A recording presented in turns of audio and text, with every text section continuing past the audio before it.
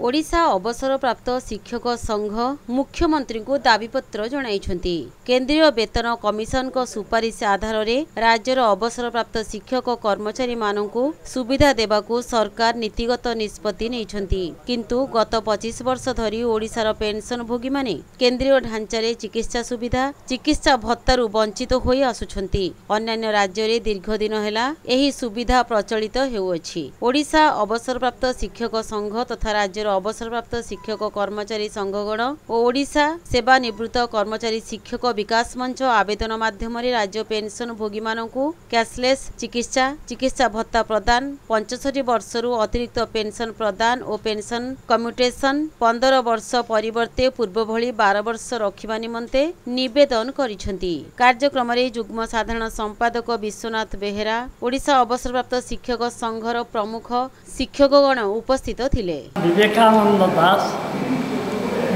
Odisha retired शिक्षक संगठन साधारण संपादक एवं निखिल भारत शैक्षिक संगठन उपदेष्टा मंडल जन सभ्य साधारण लोकंर पाई केमती उद्दिष्ट हो से सहजरे पाइपारे अत्याधुनिक जो व्यवस्था होची सेमानक पाखरे के पहुँची पार मो राज्यर सरकार केंद्र सरकार ए दिगरे आंतरिकता उद्यम करवा उचित कर्तव्य करवा उचित।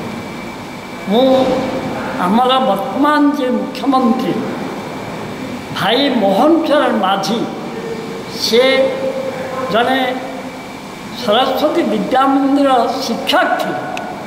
मु खूब स्वागत करुच्ची जन शिक्षक ओडिशा मुख्यमंत्री होती एवं जो आदर्श जो प्रेरणा विद्यालय शिक्षा पिलामानक शिक्षा प्रेरित हेबे देश जाति एवं समग्र विश्व मंगल करिबो ताहाई से करंतु करांतु एवं अन्य मान को अनुप्राणित करंतु यह मोर कहना।